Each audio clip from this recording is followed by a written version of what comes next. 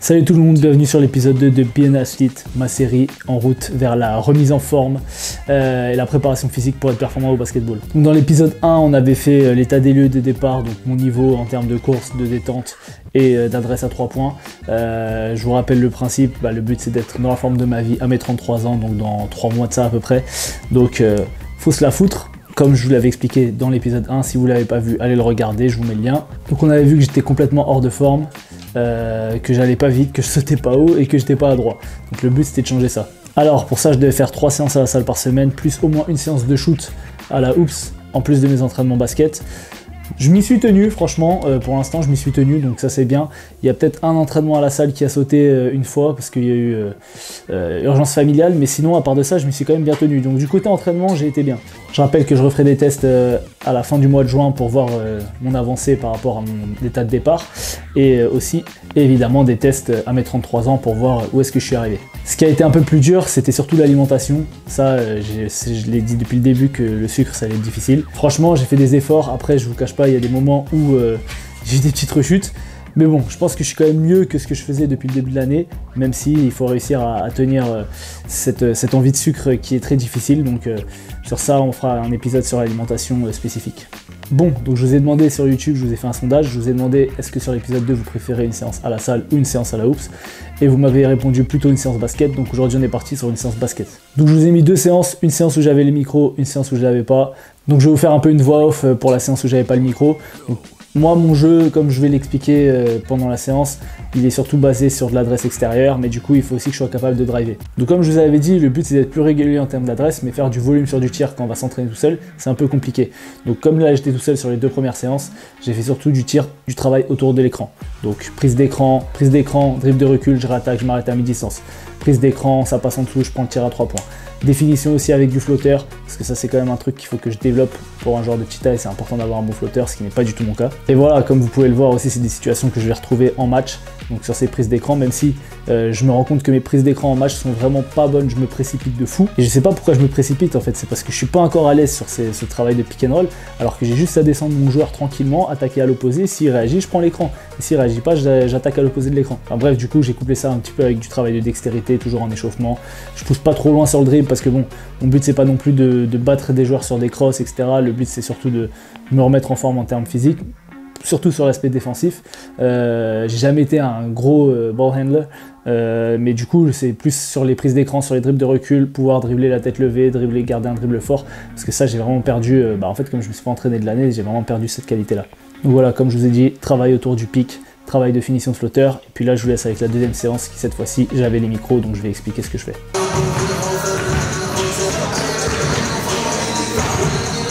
Bon, aujourd'hui on va continuer un peu sur le travail de dextérité, puisque je vois que c'est pas encore ça. Déjà capable de faire ça, pour moi c'est compliqué.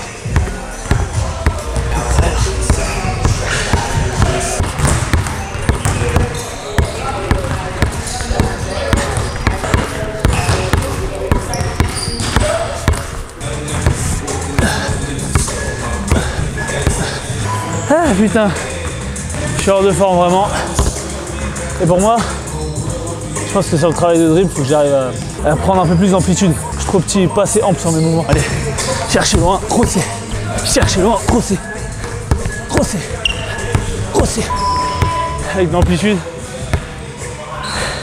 Quitte à aller moins vite au début, je vais prendre l'habitude de être dans ces amplitudes. Ah, tu vois. Là c'est plus dur. Dès qu'il faut aller chercher la balle loin, je vais refaire. Dès qu'il faut aller chercher loin, c'est plus dur.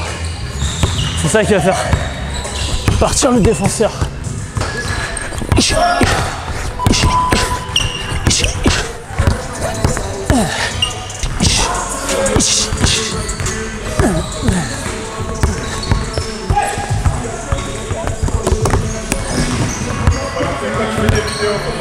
Ah si, il faut montrer le travail.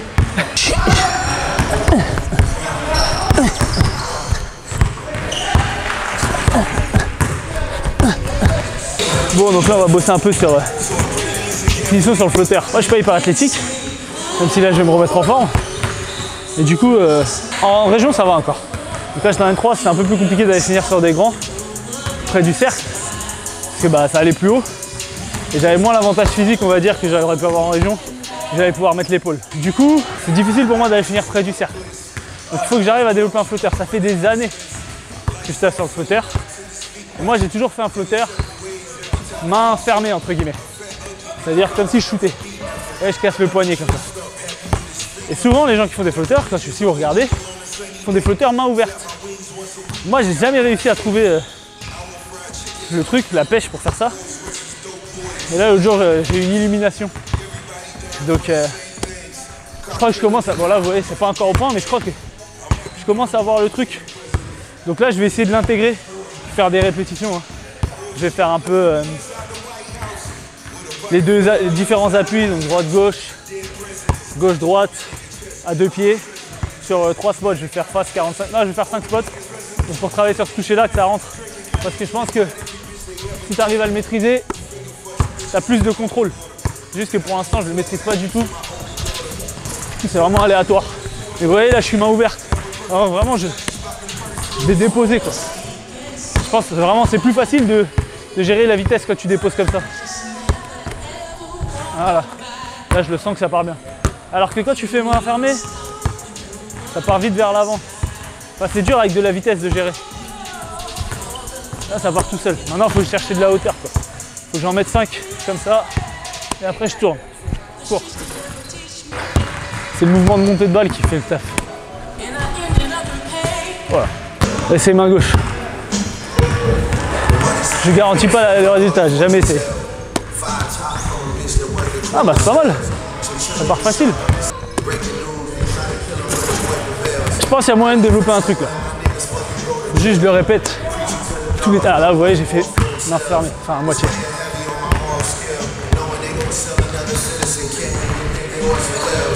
Ça, je suis meilleur main gauche que main droite. J'ai toujours mon coude qui me fait mal. Mais... Oh, pas mal main gauche. En fait, sur les flotteurs, la plupart des flotteurs que je vois, la balle elle tourne pas. Elle reste vraiment en suspension, quoi. C'est ça qu'il faut réussir à faire. Mais... faut beaucoup de toucher.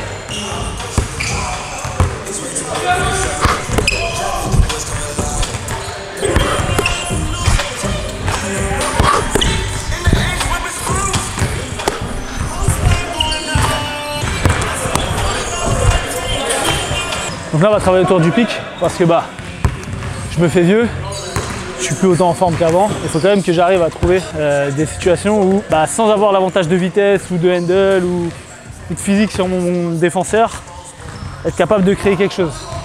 Sur les terrains où ça glisse et tout, où je peux pas courir, capable de créer quelque chose. Moi le pick and roll c'est quand même ma grande faiblesse, ce qui est un peu chiant pour un poste 1, surtout quand tu montes de niveau. On va faire plusieurs finitions, plusieurs lectures. Donc le premier ça va être, je vais prendre l'écran. Le grand il est en protect, donc il protège la raquette. Moi je vais attaquer, je vais mettre mon défenseur dans le dos, un dribble, 2 dribbles, je protège. Je vais commencer par flotteur, après on fera protect, tir à mi-distance.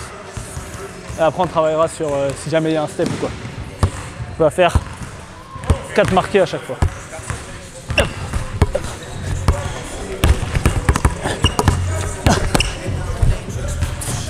Vous voyez que faire les petits dribbles main gauche c'est pas encore facile pour moi.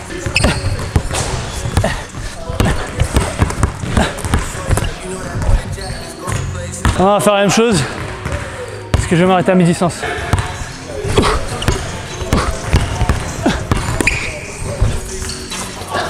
C'est un peu mieux, mais il faut que j'essaye de fluidifier ma gestuelle. Je tire un peu tard. Enfin, je lâche la balle un peu tard. Là, c'est mieux.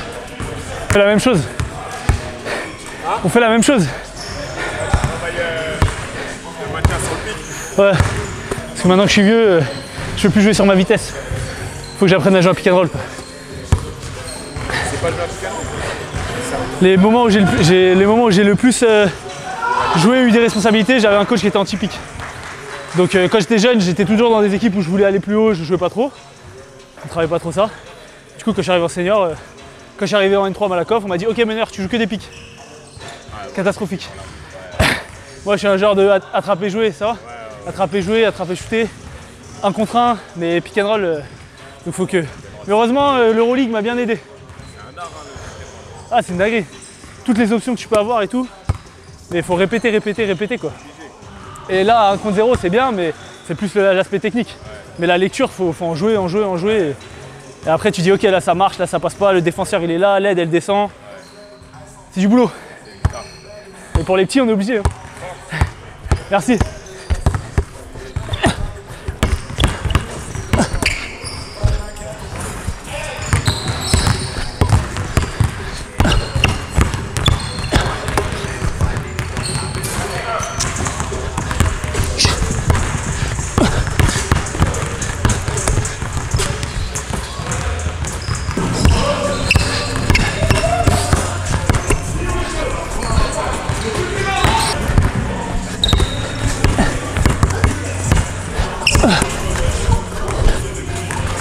Alors, j'espère que vous avez kiffé les 2 séances. Dites-moi si vous voulez un format un peu plus long, plus explicatif de ce que je fais. Est-ce que vous voulez plus de détails sur comment je choisis mes exercices, etc. Alors, depuis que j'ai commencé mes tests, c'est-à-dire le 25 avril, il y a un peu moins d'1 mois, on a joué 4 matchs. On a fait 2 victoires, 2 défaites, dont une défaite contre Marne-la-Vallée, mais franchement, c'est un scandale d'avoir perdu ce match-là. Dites-vous, Marne-la-Vallée, ils menaient 25-6 dans le premier quart-temps. On a fait 70 milliards de pertes de balles, non, vraiment 18 pertes de balles en première mi-temps. Et ils ont fini le match à 52 points. Alors qu'ils étaient à 25 points au premier quart-temps. Et nous, tellement on est nuls, on n'a même pas réussi à gagner ce match. Franchement, on perd de 3, c'est abusé. Mais du coup, sur mon aspect individuel, même si c'est pas ce que je priorise, hein, surtout qu'on est en lutte pour le maintien, en fait, depuis que j'ai commencé, du coup, le premier match c'était contre Meudon, je mets 24 points, on gagne. Le deuxième match contre Marne-la-Vallée, je mets 19 points, on perd. Voilà. Enfin, je fais d'autres choses à côté, hein. Je fais aussi quelques rebonds et passes, 5 rebonds, 5 passes contre Marne-la-Vallée, mais on perd. Contre Bon Conseil, j'étais nul à chier.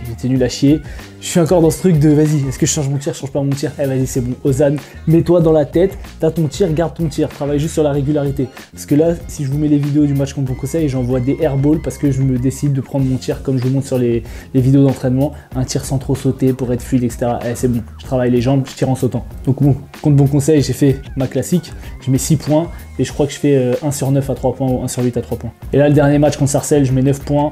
Mais franchement, autant je score pas beaucoup, alors on a gagné, donc on a perdu contre Conseil, on a gagné contre Sarcelles, autant j'ai pas beaucoup scoré, mais je trouve que j'ai pas forcé en fait dans le jeu, j'étais bien, j'étais à l'aise. Faut dire que je me suis mangé une boîte tout le temps où j'étais sur le terrain, alors que c'est pas comme si j'avais mis 35 points à l'aller, pas du tout, mais bon.